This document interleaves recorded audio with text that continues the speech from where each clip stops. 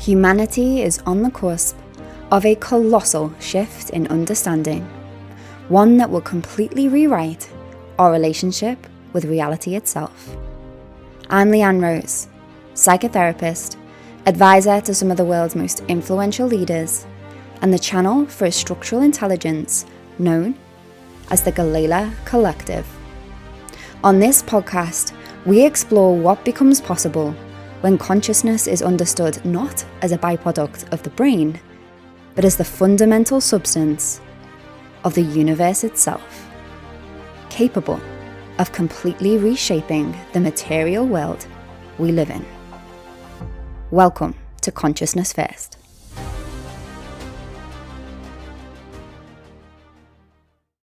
Hello, my loves. Welcome to episode 3 of Consciousness First. So today's episode is just little old me, no GC this time round. I wanted today to get into how moving from this approach has really completely transformed my life, like completely, in every single sphere you can imagine. So I've been on this journey of testing and refining this theory, if you like, for the past 4 years. So when the Galayla Collective first entered my system, and I will do an episode on this eventually, when they first entered my system, they were speaking to me about oneness. They were speaking to me about the fact that we are the creators of our reality and that we are not just engaging with the universe, we are the universe embodied. And I thought I knew what that meant back then. I did not know what that meant. And the journey I've been on is my own system, of which the Galayla Collective are an extension, because we are all one. We are all consciousness, and consciousness is awakening to itself every single second of every single day. My own system has taken me on a beautiful journey about what that actually means. And the kind of results that this has created in both my life and my clients' lives cannot be explained from our old world view of this idea that matter is primary in the universe. It just cannot be explained. And we're now starting to see physics kind of catching up with this. So Einstein talks about spooky action at a distance, this idea that particles can be influenced across time, across space, in ways that the matter first kind of paradigm does not explain. We also have learned about the observer's effect, where we learn to recognize that matter actually does respond to observation. It responds to somebody's intention. It responds to us observing it or viewing it. So, not to get into all of these mechanics, get into all of these pieces around it, the piece that I really want to evidence to you is my journey, what I've been through and what I've witnessed. So we've had clients that have completely transformed marriages on the brink of divorce because they were able to recognize where consciousness was coming into play within their relationship dynamic. And they were able to shift what was happening inside of themselves, and that rippled out into the relationship. And I'm going to share my own story of how this came to be in my own relationship too. And those pieces are fair enough, because we can start to think, well, if I show up differently in my relationship, then obviously my partner's going to show up differently. And that kind of makes sense. Like, that makes sense to me. And I can still believe that matter is primary. But when we're getting into client results, like an individual who came to me in $150,000 months, no small feat, but we re-architectured her inner system, we re-architected her reality from the inside out. After one session, she moved into the 300K mark. After 2 sessions, she moved into 500K. And after 6 months of working with us, she moved into consistent $1 million months. And she's still rising. That is illogical. And when we think about how that internal structure shifted her external world, what that looked like was not, oh, well, my brain looked for different opportunities, which is what our neuroscientists who come at manifestation like to think about. Well, our brain is seeking out new opportunities. We prime it to look for new opportunities and then we go after them. This isn't what happened in this client's world. What happened was that new crazy opportunities she had never even thought about began to land on her lap left, right, and center. And these accumulated into this huge, huge explosion in revenue that just continued to get better and better. And not only that, it wasn't just her revenue that increased, her quality of life became exponentially better. Her relationships improved. She started manifesting friends out of nowhere. And she was lonely before this. All of these pieces cannot be explained from a matter first perspective. And then we have got my craziest and juiciest manifestation to date. We had a client come in with an immigration issue. And she'd been facing this issue for 3 years, souls, 3 whole years. We moved in, identified the internal architecture that was creating this contrast, thorn in his side, this reality. Within 1 week, the law changed. I am still mind blown by this shit. I'm like, what is happening? And I've been doing this for a long time.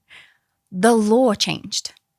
And instantaneously, not only her first issue of I do not have a home became resolved after that law change. When we were re-architecting the system, her energetic field, the point at which her consciousness creates reality from, she identified an additional desire of wanting to also be a citizen of another country. The crazy thing about this, souls, is that this change in the law actually meant that she was not only a citizen of the home that she wanted to be in terms of I'm not homeless now, I get to stay in the country I want to be in. It also meant that she became a citizen of this additional country. So 8 months later, after our core session and some follow-up pieces to really integrate, she was not only staying in the country she wanted to be in, but now she had 3 additional homes. This would not have been possible if we think about the idea that matter is primary. This can only be possible if consciousness is primary, and that is what we are shifting. So I say these pieces not to brag, not to kind of be like, oh, look at all these things we've created, but to create the evidence that we need as humanity to actually help our nervous systems get on board with the idea that this is possible. And not only is it possible, but it's happening. Every single second of every single day, there are more and more people that are beginning to move from this perspective, do life at this level, and create what look like illogical results. But as I speak about in the intro, I believe that we are on the precipice of a huge shift in humanity, where we begin to recognize the way that we've been doing life, the way that we've been thinking about the world is so small. This is a much bigger, expanded viewpoint that eventually will become mainstream science, but it has to start somewhere. You know, when we were first talking about the idea of germs, people were getting side-eyed that like, what are you talking about, invisible germs? And now it's obvious, it's core truth, because we've done the research, we understand. Yes, this is truth. Our understanding expanded. This is one of those things. Our understanding of what reality actually is, what consciousness actually is expanding. And you can be one of the early pioneers and you can get ahead of that ball game and really, really leverage that truth, leverage that fact, get ahead of the game and be in with us pioneers that are going with it. Or you can get left behind and be the Scrooges, like the old ladies that still don't want to get on board with technology and things like this. So I understand that these pieces can be quite hard to grasp without some lived experiential examples. So I want to share a little bit about my story with this and how my system really showed me this consciousness first approach and had me really practice this day in, day out. So when the Galayla Collective first started moving through my system, they channeled through some very powerful structured frameworks that we now offer as part of our Power Portal Codex that you can get access to. And these frameworks were powerful pieces for me to lock into on a daily basis to really practice this new way of looking at the world, this new way of looking at myself, and this new way of looking at life and how I interact with it. And my primary focus is always my intimate relationship. And so that's where it showed up for me. And I began to recognize that there were these two signals that were kind of running side by side that demonstrated themselves through my intimate relationship. So what this looked like was I was receiving all kinds of messages from psychics, from my own system, even from my man himself, that he was not the man for me. This was not where I needed to be. And actually, I needed to go and live a single life in Bali, run off to Bali, get my laptop, maybe meet a Bali man. But simultaneously, there was also messages in my field coming in from friends, from family, from my man himself, my own energetic field, my own channel that was telling me this is exactly where I need to be. This is the becoming that I have been asking for day in, day out since I had my spiritual awakening. When I was asking, what is my purpose? This was the piece that it drew me back to over and over again. I'm seeing all these signs that I'm not supposed to be here, but I desire to be here. And it was in this moment that I really began to recognize the difference between the part of me that gave her power away to this illusionary external universe, this illusionary external source point that was somehow more powerful than me. And me as a sovereign human being who wanted to create her destiny, who wanted to create the life that she wanted to create. Now, the backdrop to this is that I had left an 8.5-year relationship because I felt like the universe wanted me to. And if I had had this information at the time, I wouldn't have left. I only left that relationship, that family that I had created back then, because I was responding to the signal that said this isn't right for me and the universe wants something more. I didn't want to leave. Am I glad I did? 100%. Life always works itself out. But the point is, at that point in my journey, I felt powerless to choose. I felt like life was choosing for me, and I didn't want to leave. And when I began to recognize this same pattern playing out in my relationship with my current partner, I knew there was something bigger that was actually happening. Because at this point, I'd been channeling the GC for quite a while, and they had been showing me over and over, you get to choose your reality. You get to choose it. There is no being that is greater than you, that knows better than you. You are the being that is creating reality, and you have the ability to choose. So I ended up locking in with this spiritual mentor, very, very high level spiritual mentor at this time. And I thought, I'm gonna lock in and see what happens. So I did an intensive with her over a week. And she ended up saying to me, this man is not right for you. It's not in his numbers. It's not in his chart. It's just not meant to be. And though my human had this element of maybe she's right, and there was a grief that came with that, but there was this knowingness of, but I really don't want it to be, the GC stepped in and they shared with me, what if her responding to you in this way is your invitation to choose? It's your invitation to choose whether you are going to listen to the stream that says this isn't for you, or to lock into the stream that says this is for you. Because what was happening at this time, souls, the reason I was experiencing such wild degrees of change, where 1 minute I'd feel like this was exactly where I needed to be, and the next I was feeling like it wasn't, was because I hadn't yet chosen where I wanted to be. I hadn't yet locked in the frequency that I was desiring to feel. I was undecided. And so reality reflected that indecision back to me over and over and over. And because I still hadn't fully grasped the concept yet, I was still making my way through things.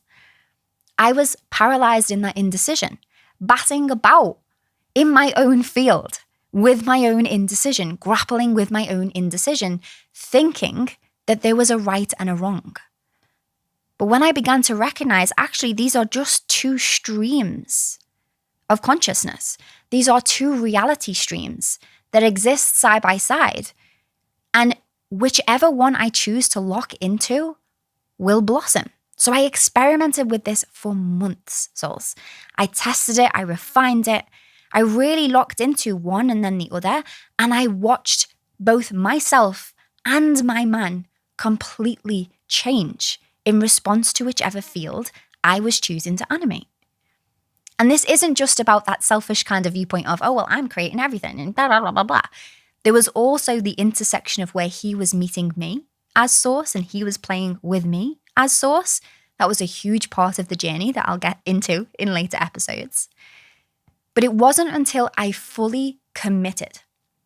I doubled down on the reality I wanted to create, and I chose to only animate those internal energetic structures that life began to stabilize. And we began to lock in a level of intimacy, a level of joy, a level of connection that I could only dream of because I was locked in. Because I realized what I was devoted to was not him per se, but was my own ability to shape my own craft and to connect to, if this is what I want, then I get to make it happen. And the most powerful thing about that wasn't just the incredible shifts that ended up in my relationship. We're now engaged to be married. We've got our house together. We're talking about, moving to another country. We literally had a conversation about this the other day because he was like, I didn't like the way I proposed to you the first time. I'm going to do it again.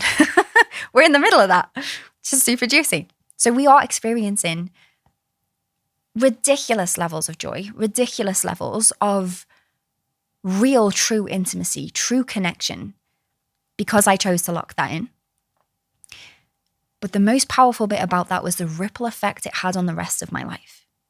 When I really locked into this, I started and scaled a business to 6 figures in a year. I became recognized globally for this gift of the trans channeling.